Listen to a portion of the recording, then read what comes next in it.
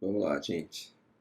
Hoje eu estou aqui com duas edições, três, do Poliana, de Eleanor Porter. Aí eu peguei a edição da editora Autêntica, vou mostrar aqui, nessa aqui, edição brasileira. Uma edição portuguesa da editora Minotauro, também está à venda na Amazon, depois eu vou deixar o link. E só para ter uma comparação, assim, não é exatamente o que eu estou analisando, mas é uma tradução do Monteiro Lobato, do mesmo livro. O problema da tradução do Monteiro Lobato é o problema é o mesmo problema de todas maioria das traduções dessa época dele, que é tipo, uma espécie de um desrespeito assim com o texto original, né? Ao mesmo tempo que tinha uma vantagem de que o texto ficava mais brasileiro, e muitos escritores nessa época traduziam obras de todo tipo, né, mas infanto-juvenis também, e eles adaptavam de uma maneira que ficava bem mais natural, assim, mais próximo da nossa língua. Só que ao mesmo tempo eles pulavam trechos inteiros, ou frases de 3 linhas viravam frases de uma linha, entendeu? Eles não se importavam muito em não seguir o texto original à risca, né? Isso aí pode ser considerado válido, mas sei lá, hoje em dia não se segue muito mais essa linha, né? Busca-se um respeito, assim, ao mesmo tempo que é necessário buscar usar uma linguagem que seja mais brasileira, né, que seja mais da nossa língua, ao mesmo tempo a gente tem que respeitar o texto original, então não dá para cortar trechos inteiros, às vezes cortava-se parágrafos inteiros, como vocês vão ver aqui, né, nessa página aqui da tradução do Monteiro Lobato.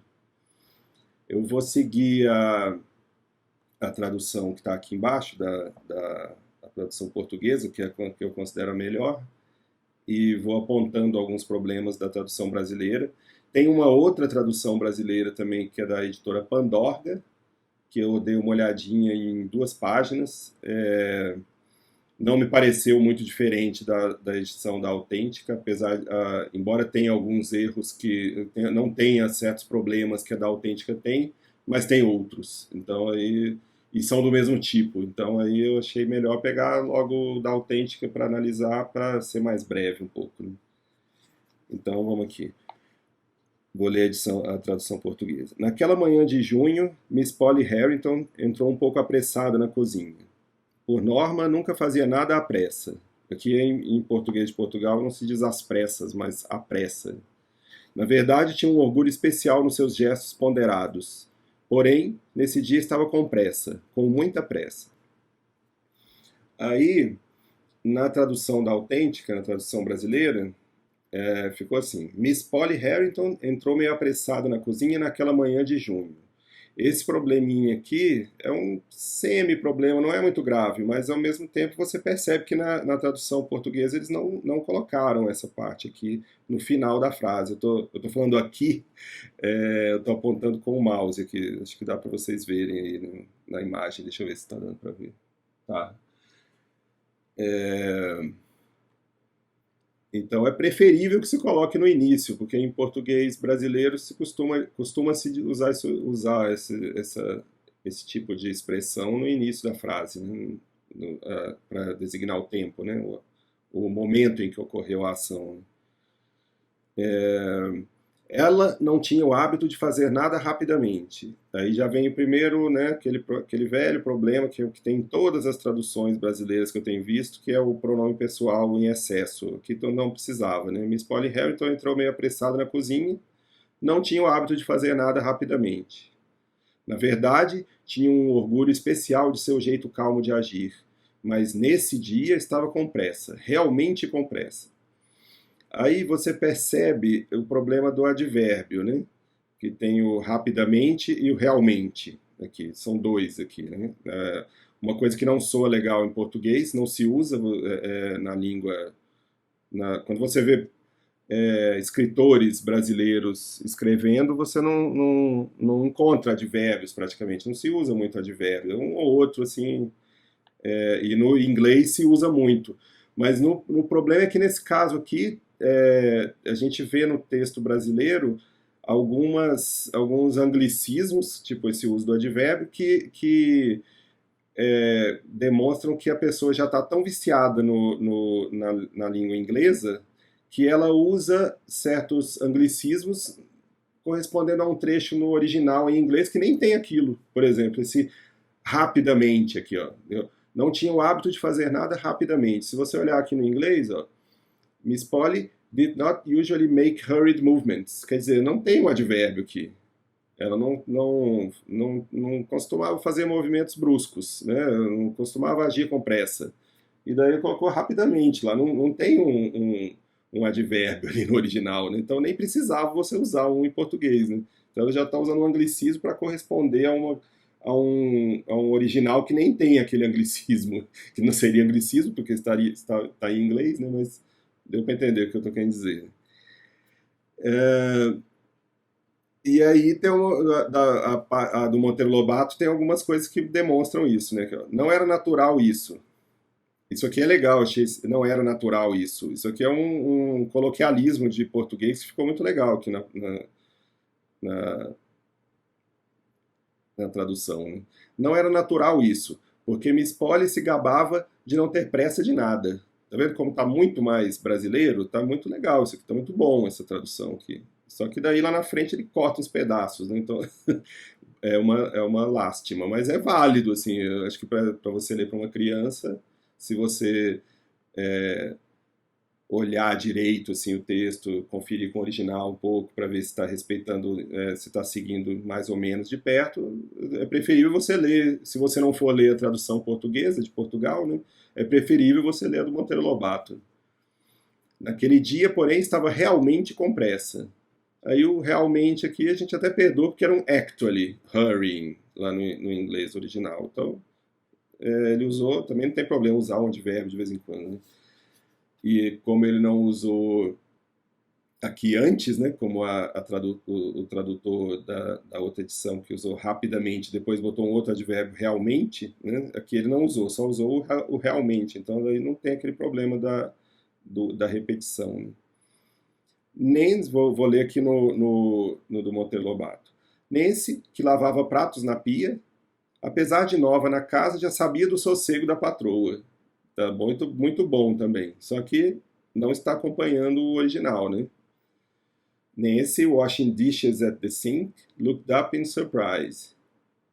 Quer dizer, ela aqui está falando que ela olhou para cima, ela estava abaixada, olhou para cima, surpresa. Aí já não pôs aquilo ali, né? Nancy had been working in Miss Polly's kitchen only 2 months. But already she knew that her mistress did not usually hurry. Então, quer dizer, falava que ela trabalhava lá, aqui fala que ela trabalhava na casa há 2 meses. O Monteiro Lobato já não botou também, né? Apesar de nova na casa. É só, quer dizer, naquela época considerava-se que se você transmitir a ideia, já é suficiente, né? Não precisa acompanhar nem minimamente de perto o texto, né? É uma espécie de licença tradutória, né? Digamos assim, que hoje em dia não se aceita muito, porque tem momentos que ela fica meio absurda, né? Como vocês vão ver mais abaixo que eu vou mostrar. Aí aqui ela fala, vou mostrar aqui nessa tradução aqui, na brasileira de hoje em dia. Nancy, sim senhora, a criada respondeu, sorrindo, sem parar de secar o jarro que estava segurando. Então aqui tem mais um gerúndio que costuma ser um anglicismo que corresponde a um gerúndio em inglês, mas que não se usa no português, né?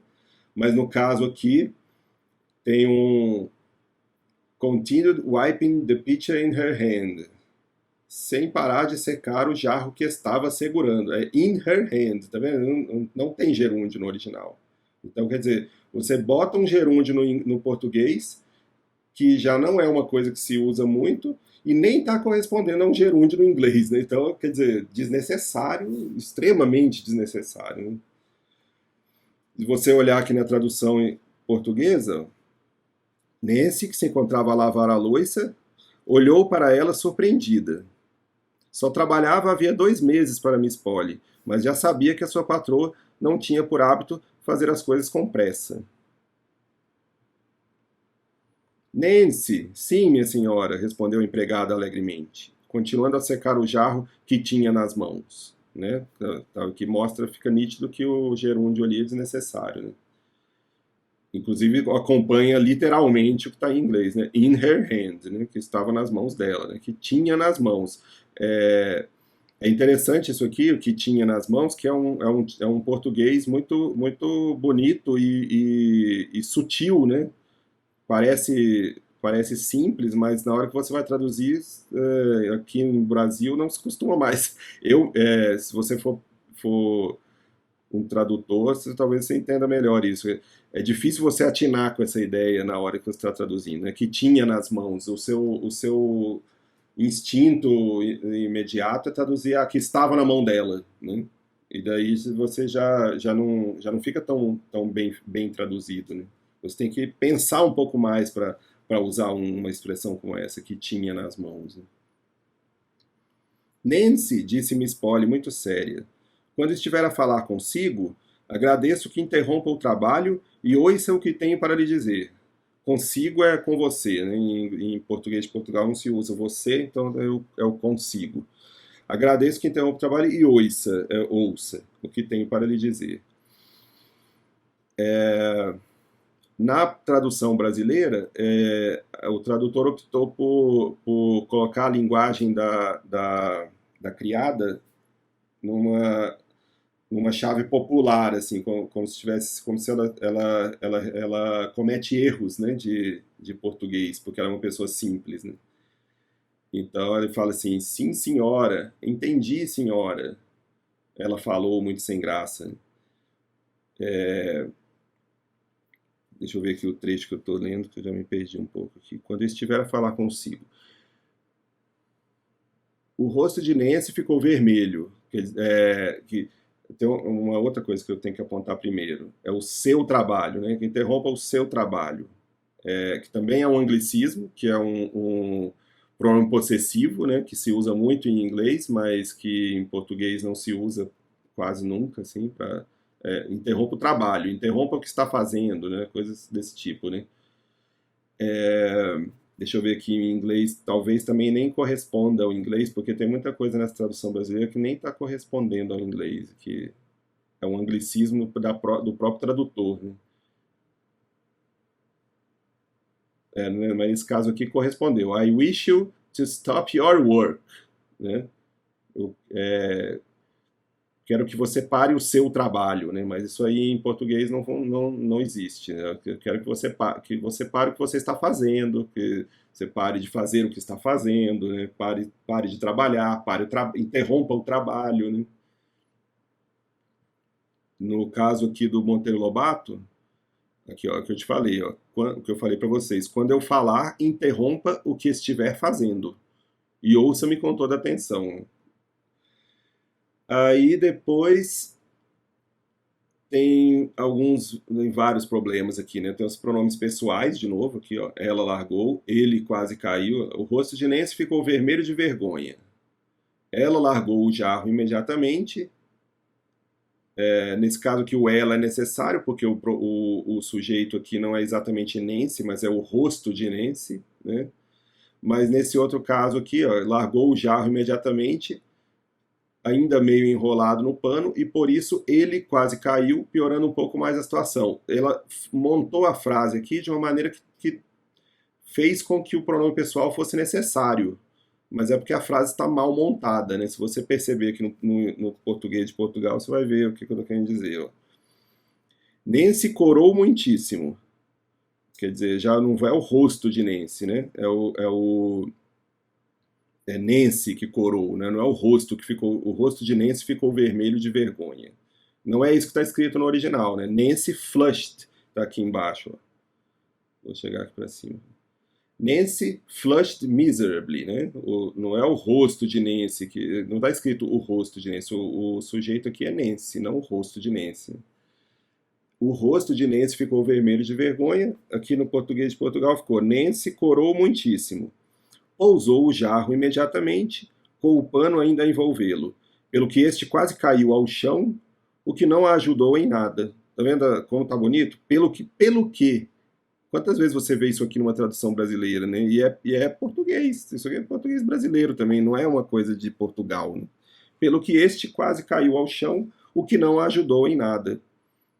Ele até usou um este, que é melhor do que um ele, né? Porque em português você não costuma usar um pronome pessoal para se referir a coisas, né? Não é muito legal. O pronome pessoal é para se referir a pessoas, né? Isso é uma coisa do inglês, que o pronome pessoal é usado para referir a coisas, como se a coisa fosse como se fosse uma espécie de antropomorfização da coisa, né? Você tá tratando no texto a coisa como se fosse uma pessoa, né?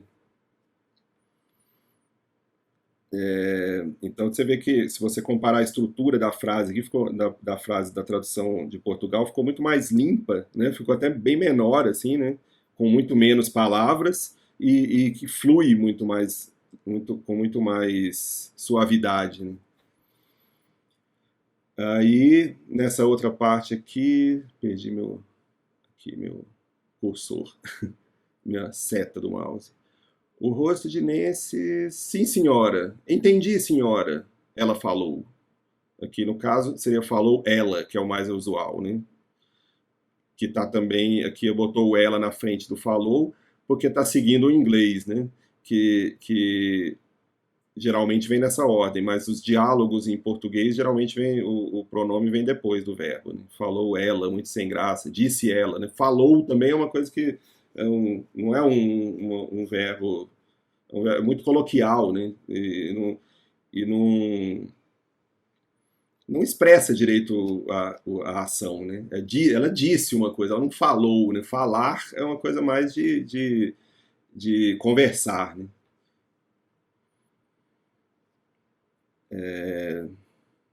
Vamos ver aqui. Ela falou, muito sem graça, consertando a posição do jarro e se virando rapidamente. Só continuei meu trabalho porque a senhora me disse de manhã para andar depressa com a louça, não sabe? Esse não sabe aqui eu nem sublinhei não, porque é uma opção do tradutor, né? Mas esse não sabe ficou parecendo uma preta velha, né? Aquele estereótipo da empregada de fazenda, né? Do interior de, sei lá, de Minas ou do interior do Nordeste, dos latifundiários, uma coisa que não tem nada a ver, né? Aqui com a Poliana lá de uma casa lá da Inglaterra, sei lá, o não sabe. Quer dizer, é até interessante você optar por seguir os erros, porque aqui no inglês também tem a criada, ela realmente fala com uma linguagem errada, né?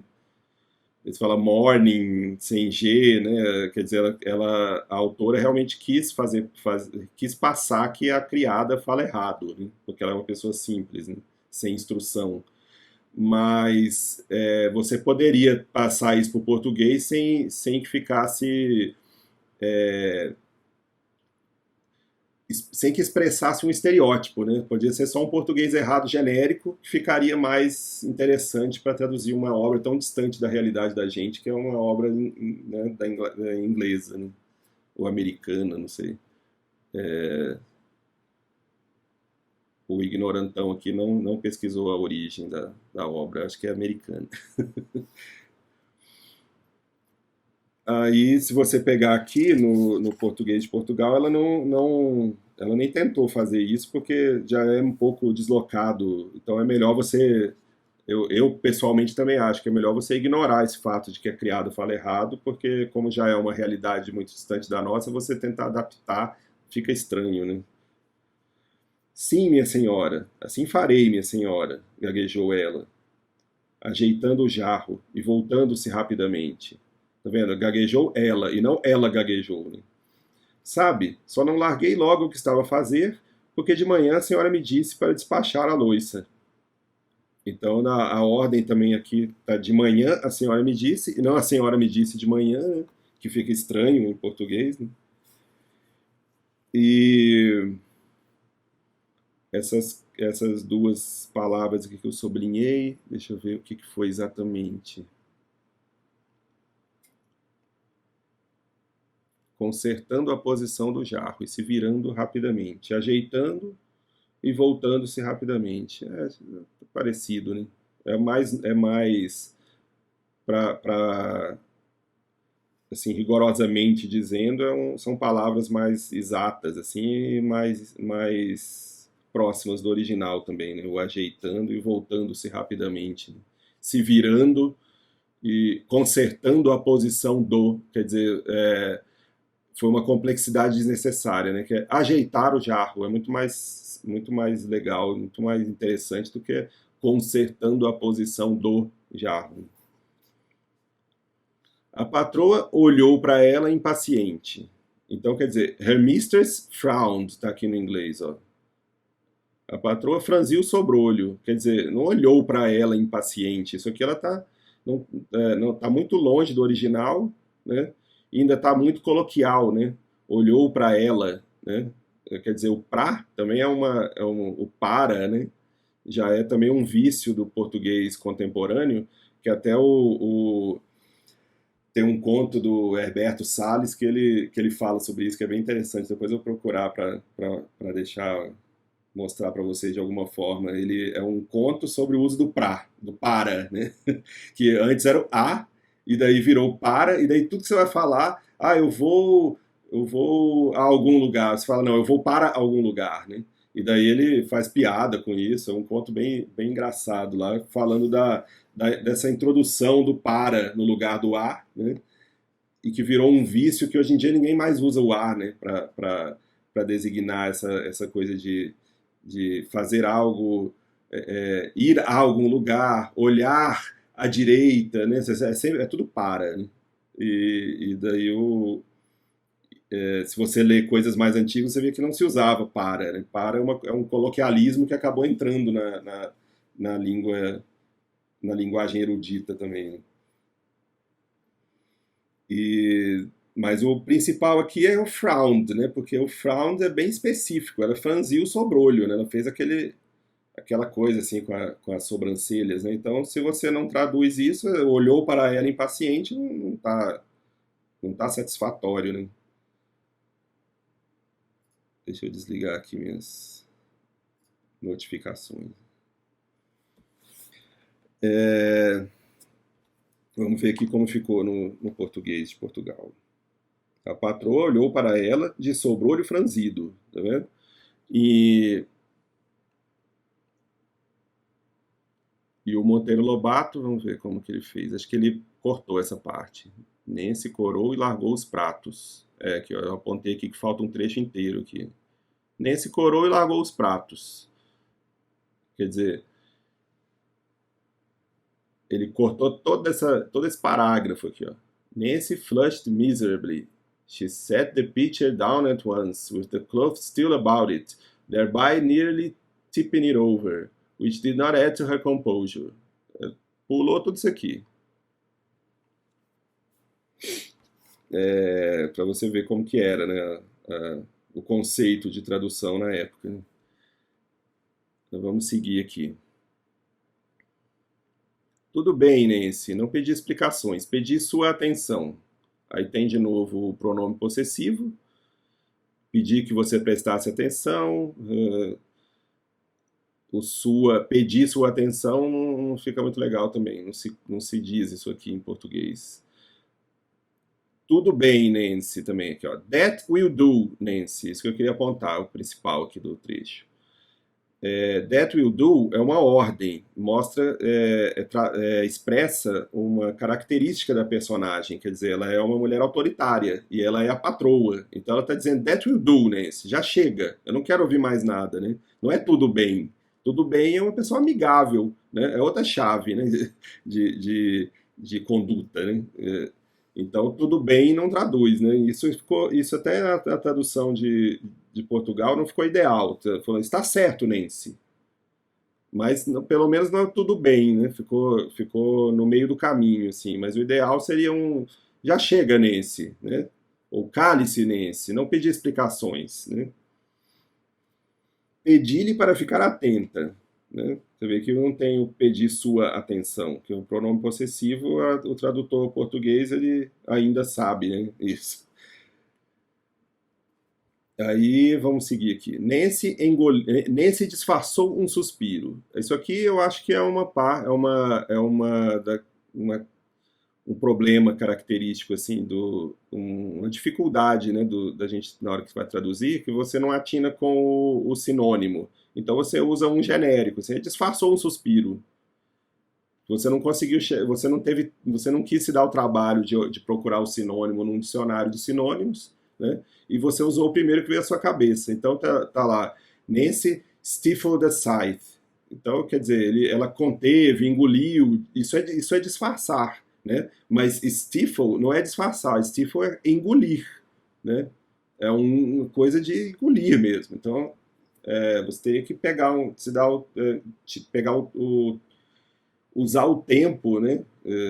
Gastar o seu tempo, né, de tradutor para procurar no dicionário lá para usar o verbo certo, né? Tanto que aqui no português de Portugal você vê, ó, engoliu um suspiro, um suspiro. Estava se perguntando se algum dia, de algum jeito, conseguiria agradar a patroa. Aí tem de novo um gerúndio, porque tem aqui she was wondering, né, que é um verbo bem comum em inglês, mas que você vai traduzir, estava se perguntando, fica péssimo. Estava se perguntando se algum dia, de algum jeito, conseguiria agradar a patroa. Aí agora vê como é que está aqui na tradução portuguesa. Perguntava-se se algum dia conseguiria fazer alguma coisa que agradasse aquela mulher. Então, quer dizer, não tem nem o que dizer, assim, né? Tá muito mais bonito e aqui, na tradução brasileira ficou assim, ficou tropeçado, assim, né? Nancy nunca tinha trabalhado fora antes. Porém, eu vou deixar esse pedaço aqui para mais para frente, vou falar só desse aqui. Nancy nunca tinha trabalhado fora antes. A rapariga nunca servira. Então, o que eu queria apontar é o tinha trabalhado, que tá aqui, ó. Nancy had never worked out before. Então, quer dizer, traduziu ao pé da letra uma coisa que poderia usar o verbo Nancy nunca trabalhara fora antes. Isso é uma coisa que o tradutor brasileiro não usa mais. É muito difícil você encontrar numa tradução brasileira hoje em dia o trabalhara, né?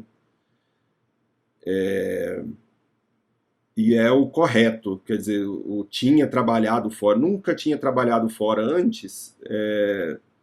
Aqui até que não ficou tão ruim, mas às vezes fica 3, né? Porque como o tradutor quer usar o had never worked out, né?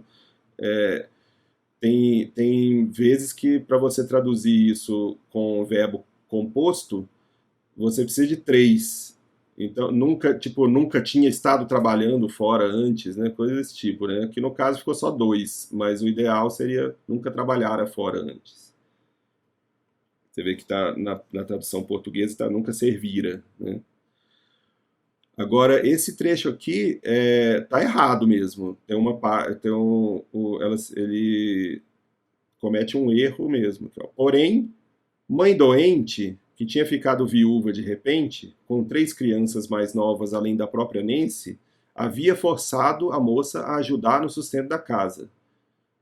Como é que é isso? Porém, mãe doente, tipo, isso aqui você usa para nome próprio, né? Tipo, se tivesse o nome da mãe aqui, por exemplo, porém, sei lá, Susan, né? Porém, Susan, que tinha ficado viúva de repente com 3 crianças mais novas, além da própria Nancy, né? Havia forçado a moça a ajudar no sustento da casa. Você não precisaria colocar um artigo, né? Não precisa ser a Susan. Mas quando você quando você não usa o nome próprio, você usa uma outra forma de se referir à pessoa, que não é pelo nome dela, você tem que colocar o artigo, né? Porém, a mãe doente, que tinha ficado viúva de repente com 3 crianças mais novas, além da própria Nancy, havia forçado a moça a ajudar no sustento da casa. Faltou o artigo, né? Você vê aqui, por exemplo. No entanto, com a mãe doente, Quer dizer, não basta mãe doente, né? Tem que ter outra coisa. Aqui ele optou por outra forma de dizer, né? Mas no caso da tradução brasileira, bastava que colocasse o artigo. Havia forçado, mais uma vez aquilo que eu falei, forçara, é muito melhor, né? A moça a ajudar no sustento da casa. A rapariga nunca servira. No entanto, com a mãe doente e viúva de súbito, com 3 crianças mais novas e Nancy a seu cargo, a rapariga vira-se obrigada a ajudar no sustento da casa. Vamos passar para o próximo aqui. Peraí que eu vou fechar uma coisinha aqui. Vamos lá. E Nancy tinha ficado tão satisfeita, Nancy, mais uma vez, Nancy ficara tão satisfeita, né? Quer dizer, tinha ficado é péssimo, né? E Nancy ficara, seria o correto, tão satisfeita quando conseguiu trabalho na cozinha, e Nancy tinha ficado tão satisfeita quando conseguiu trabalho na cozinha daquela casa enorme na colina. Quer dizer, é uma expressão que é mais comum em inglês, se não se usa tanto o tão em português, né? Mas ela seguiu o que estava lá, né? Tinha ficado tão satisfeita quando conseguiu trabalho na cozinha daquela casa enorme na colina. Não tá soando legal isso aqui, né? Aí você vê aqui, ó. Ficara feliz quando conseguira trabalho na cozinha daquela casa, daquela enorme mansão na colina. Nancy vinha da periferia. Aqui é um outro problema. Ela from the corners, né? Que você pode ver aqui no original. Aqui, ó. Nancy had come from the corners. Às vezes o tradutor brasileiro acerta, né? Que, ó, Nancy vinha, né?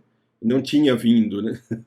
Had come, né? Aí você vê que lá quando você usa um verbo composto em português para traduzir um verbo composto de inglês, você está usando isso desnecessariamente, né? Porque é perfeitamente possível traduzir com um verbo que não seja composto. Tanto que aqui ele traduziu, ele mesmo soube fazer isso, né?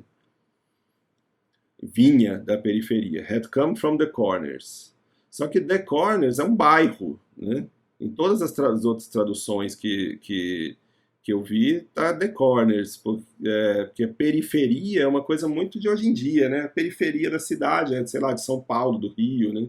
Uma cidade grande. Isso aqui é campo, é coisa antiga, né? 1912, eu sempre confundo essa com a com o Pedrito Coelho lá, uma é 2, outra é 12, acho que essa aqui é de 1912, e o Pedrito Coelho é de 1902. Então ela traduziu como vinha da periferia, quase 10 quilômetros dali. Então, na tradução portuguesa, manteve the corners. Nesse vinha de corners, a uns quilômetros dali. Tanto que em maiúsculas, né, em inglês, né? The corners. Claro que tem mesmo essa. Não foi à toa que o tradutor optou por periferia, porque tem mesmo um, um sentido assim, é uma conotaçãozinha que quer dizer também periferia, mas é que o nome do lugar é como se fosse. O nome do lugar é The Corners, e lá é um corner, quer dizer, fica no canto, fica longe, né? É uma espécie de periferia. Mas isso é um sentido, assim, um segundo sentido, né? Tanto que ela botou. Por isso que ela botou, a autora botou entre aspas, né? Porque realmente tem esse sentido de periferia, mas é um sentido sutil, que você pegar ele e colocar em primeiro plano, ignorando que é uma conotação secundária, né? É meio grosseiro. Então é preferível você perder essa conotação e ficar só com corners, né? Ou então se você poderia também inventar alguma outra solução, mas no caso eu acho meio difícil conseguir, né? Nancy vinha de Corners, tá aqui, a uns quilômetros dali, e só sabia que Miss Polly, eu tô lendo na tradução portuguesa aqui, e só sabia que Miss Polly era a dona da grande e antiga propriedade Harrington, e uma das habitantes mais ricas da cidade. Aqui, deixa eu só olhar se tá gravando. Tá. Aqui tem uma outra uma outra imprecisão aqui também. Quer ver?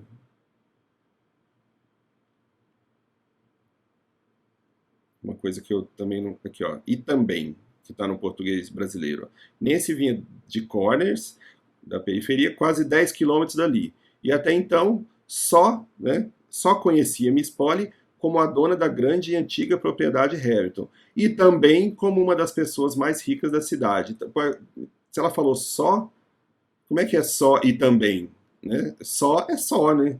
Quer dizer, só conhecia ela como isso. E também, então por que ela usou só? Né? Então, o também é desnecessário e deixa a coisa sem sentido, assim, deixa a coisa meio paradoxal, né? Porque você está usando um só para se referir a duas coisas, né? A dona da grande e antiga propriedade e uma das pessoas mais ricas da cidade, né? Mas aí quando você põe o também, aí você ressalta muito que são duas coisas. Então o só começa a ficar paradoxal. Então não é legal usar esse também aqui. Você vê que na tradução portuguesa não usou, né? Colocou só o e. Aí vamos seguir. Mas isso foi antes, 2 meses atrás. Aí tem o problema do atrás. O atrás, se você parar para pensar, você vai ver que é uma palavra que a gente usa para se referir ao tempo presente, né? Você está aqui agora, 2 meses atrás, atrás de agora. Mas aí quando você está falando de um tempo que já é o passado, você não fala atrás, você fala antes, né? Isso foi 2 meses antes. Ela usou o atrás aqui porque já tinha usado antes, né? Mas isso foi antes, 2 meses atrás, né? Então ela usou o atrás, só que daí ficou ruim, né? Porque o atrás, como eu coloquei aqui, o atrás mede-se por agora.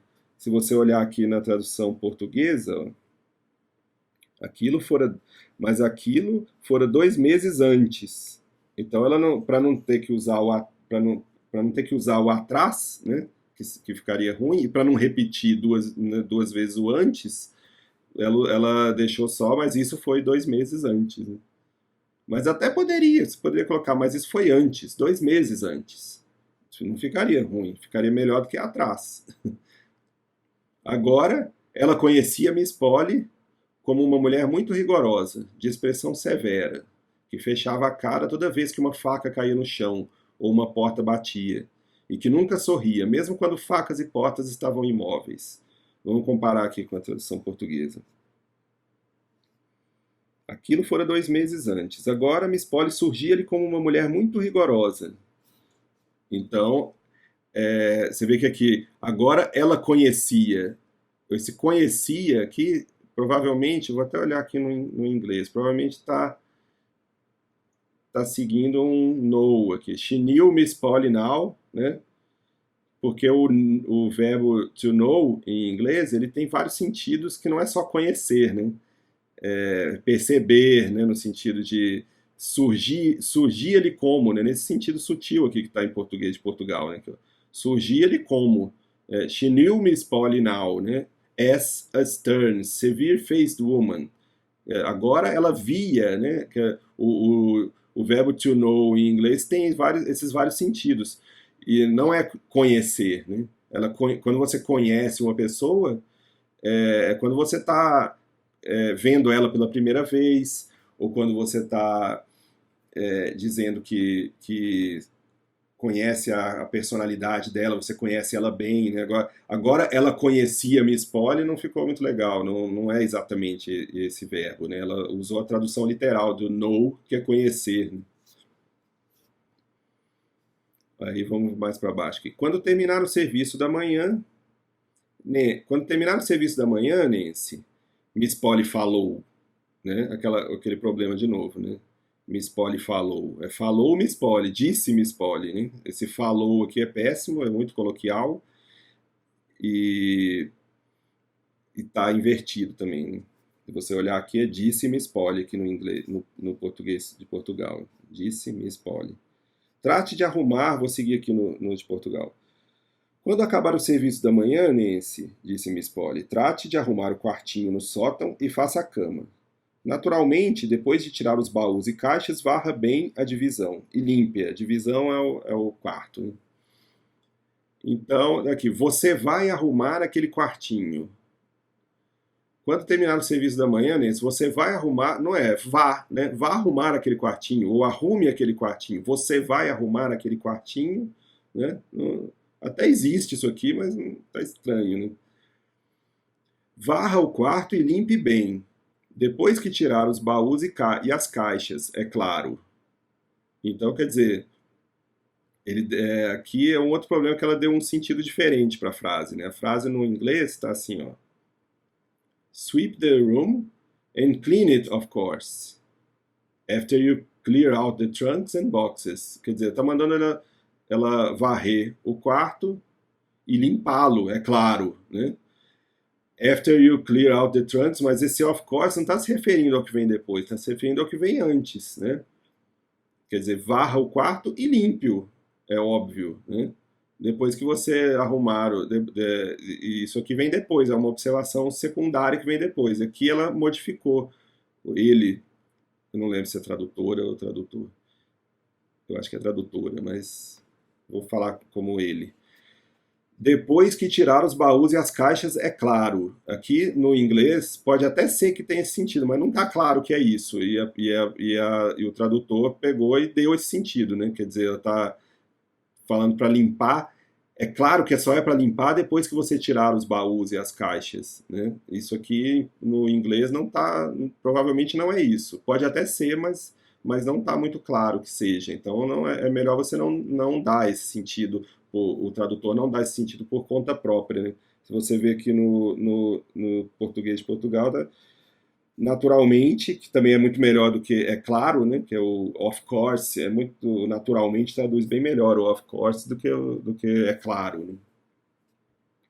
Naturalmente, depois de tirar os baús e caixas, varra bem a divisão e limpe-a.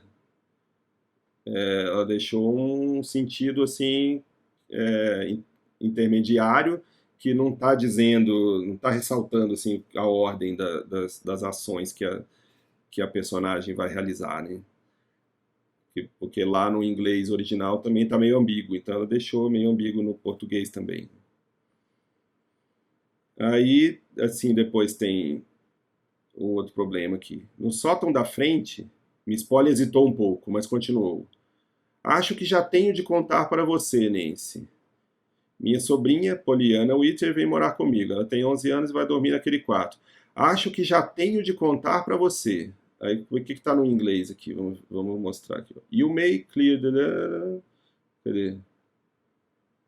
I suppose I may as well tell you now. Quer dizer, acho que eu já posso te contar, né?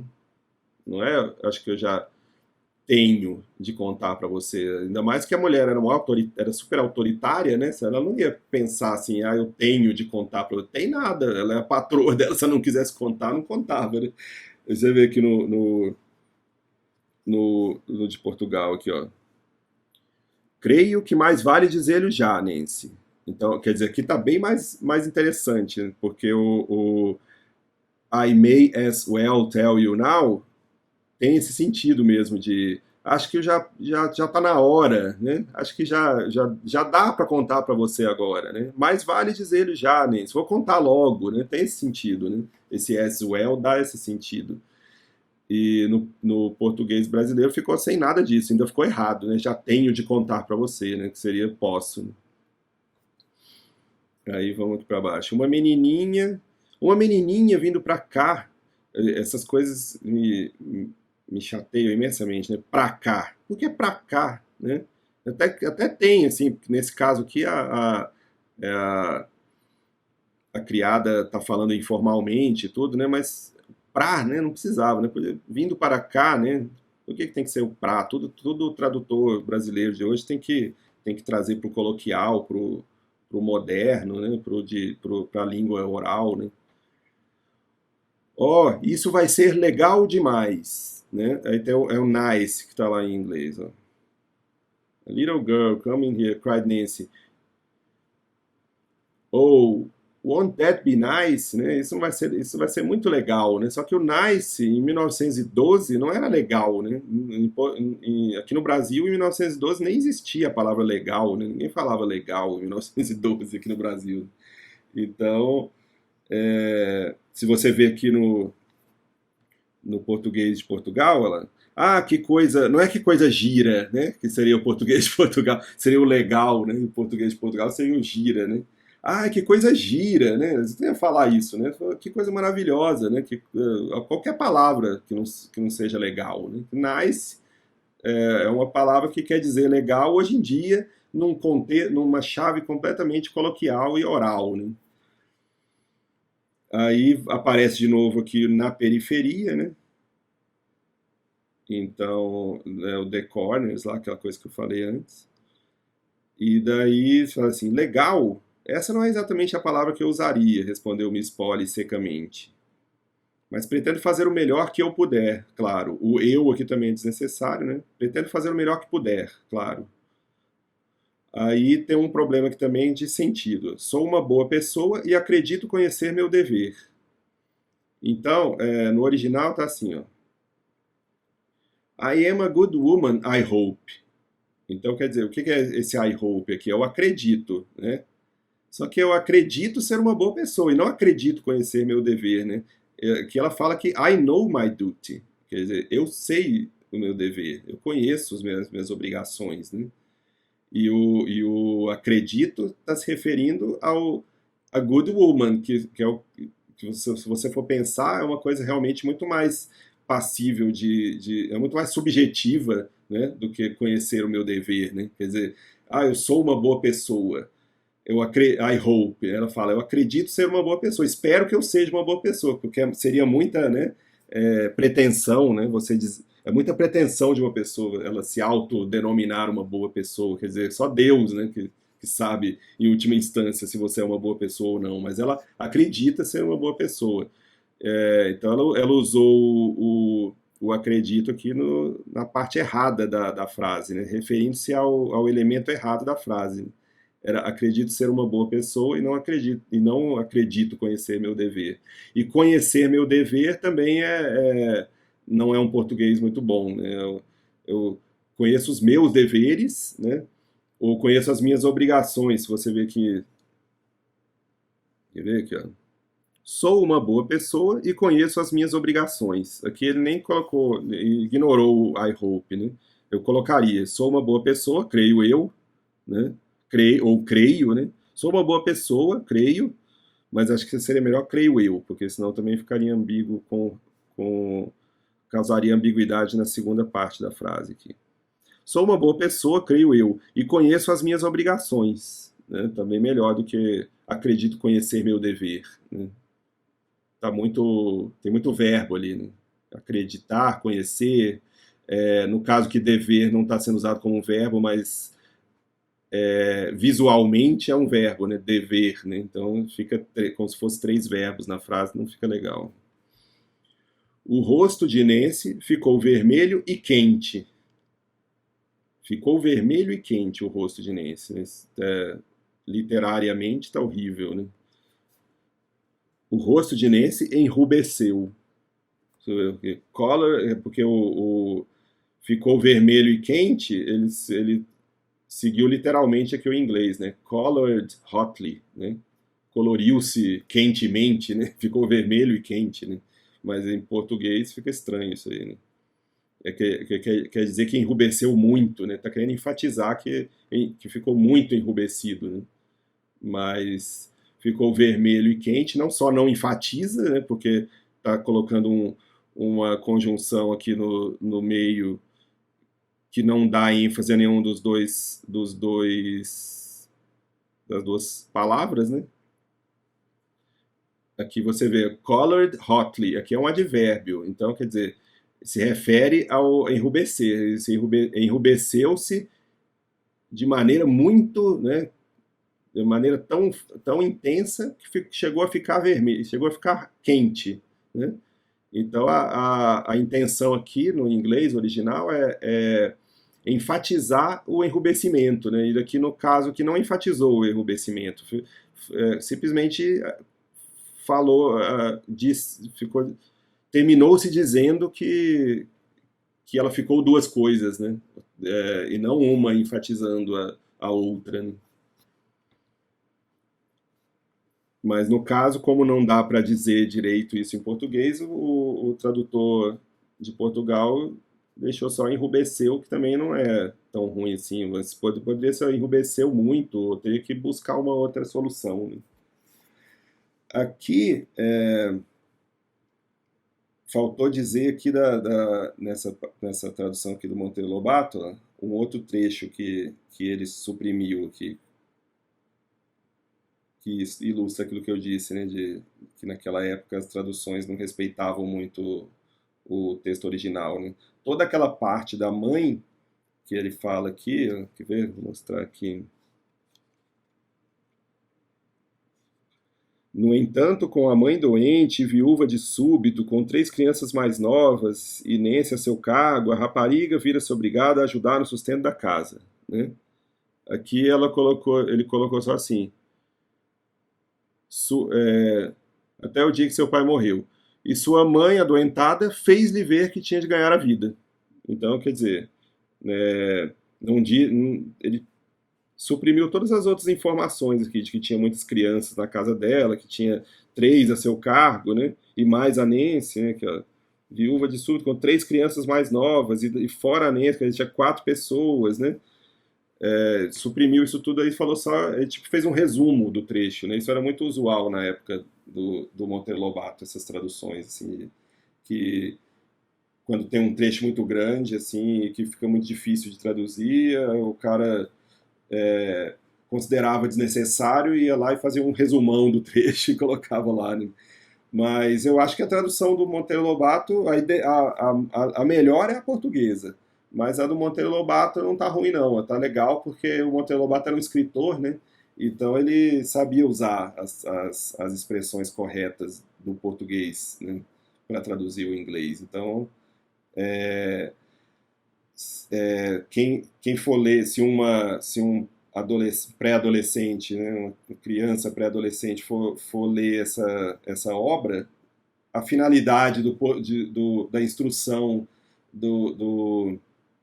como é que se diz, da familiarização do jovem com a língua portuguesa, né, da absorção da língua portuguesa através da leitura, ela é alcançada, né, pela tradução do Monteiro Lobato. Só que fica faltando algumas partes da história, alguns detalhes, talvez alguma sutileza que fosse interessante, que também seria um conhecimento que a criança é, adquiriria como referência na cabeça dela, assim, lendo aquele trecho, ela não vai adquirir, né? Mas pelo menos o português ela vai adquirir, o bom português, né? Então é isso, vou deixar aí os links aí na descrição e qualquer coisa, se tiver mais alguma outra explicação para dar, eu coloco nas legendas aí no vídeo, alguma coisa assim, tá bom? Um abraço para todo mundo.